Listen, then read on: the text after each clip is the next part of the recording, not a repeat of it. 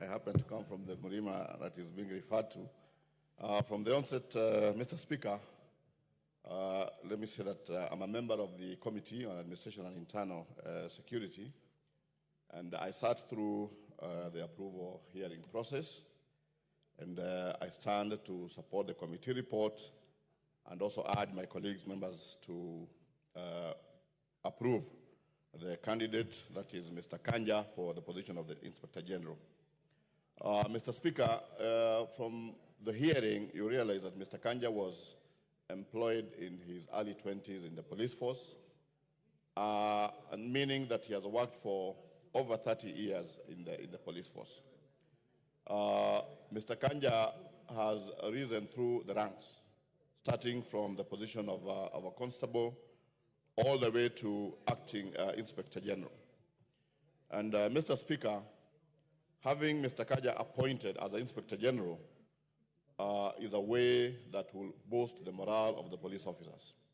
Reasons being that if he has risen through the ranks to become now the Inspector General of Police, one of the problems we have in the police force is that there are people who are employed as constables and they stay in that position for forever, probably until they retire.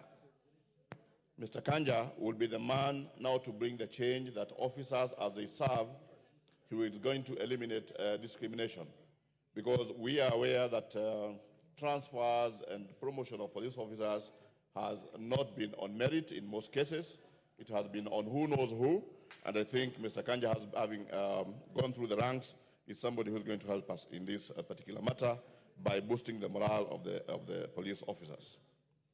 Mr. Kanja, from the hearing, understands the challenges that are faced by police officers. We have been talking about police reforms, and these reforms on issues of corruption, on issues of the welfare of the police officers, all this has not been achieved. But Mr. Kanja is the right person to do this because he understands, for example, the deplorable conditions that police live in. He understands the issues that I've mentioned on promotion and transfers, and also the issue of corruption that is a big problem in this country. He's one man during the hearing who told us that if appointed as Inspector General, one of the things they are going to do, and especially in the traffic department, is to ensure that police officers have have body cameras so that they can be able to be traced where they are. You can also be able to see the actions they're taking on the roads. And this is one way of assuring Kenyans that with Mr. Kanja at the helm of the police service, we are going to see some very tremendous changes. Mr. Speaker, Mr. Kanja also has worked in very many parts of this country, as members have mentioned. He has worked in areas where we had issues of the cattle rustling, and that means he's one person also who will be able to organize a police force so that they can be able to tackle the issues on the ground, and Kenyans will be able to live in peace. So I believe Mr. Kanja is the most suitable person to hold this particular position.